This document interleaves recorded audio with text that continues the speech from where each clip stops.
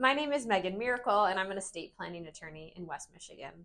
As part of my practice, I also help clients with guardianships or conservatorships. This is when a court has to appoint someone to take care of an individual that lacks the ability to make or communicate informed decisions in areas such as financial, medical, mental health, or placement decisions. That vulnerable individual may be a minor child, a developmentally disabled person, an aging or elderly individual, or someone who is sick or unable to make their own decisions with appropriate mental capacity. A guardianship is when you have care over the person. This can include medical care treatment. When a court fiduciary, such as a guardian, is appointed, the individual loses the authority to make their own decisions, and third parties must communicate directly with the guardian on their behalf. They agree to the responsibility and submit to the court's jurisdiction or oversight. If the vulnerable person has property, assets, or income that they cannot properly manage, the court will likely also appoint a conservator or a guardian of the estate in the case of a developmentally disabled individual.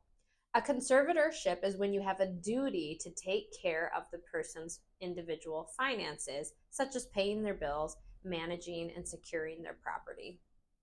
As conservator, you are accountable to the court for every penny that comes in and every penny that goes out. Trust me, those annual accounts are a major headache. If you have appropriate powers of attorney, which I discussed in an earlier video, then your family will not have to go to the probate court to seek guardianship or conservatorship. If you don't have these documents, they will have to go to the local probate court to be appointed.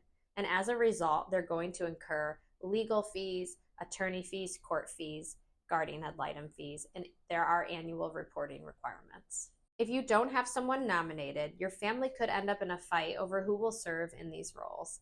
These are some of the most emotionally charged cases I've been a part of. If your family can't get along, sometimes the court is forced to appoint a third party guardian or conservator, and that is someone who, you guessed it, must get paid.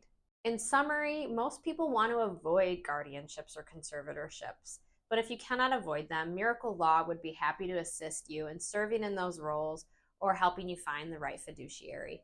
Don't try to do it on your own. Use a trusted advisor. If you try to do this on your own, you may end up incurring a ton of fees, major headaches, and worst of all, with a family dispute about your loved ones.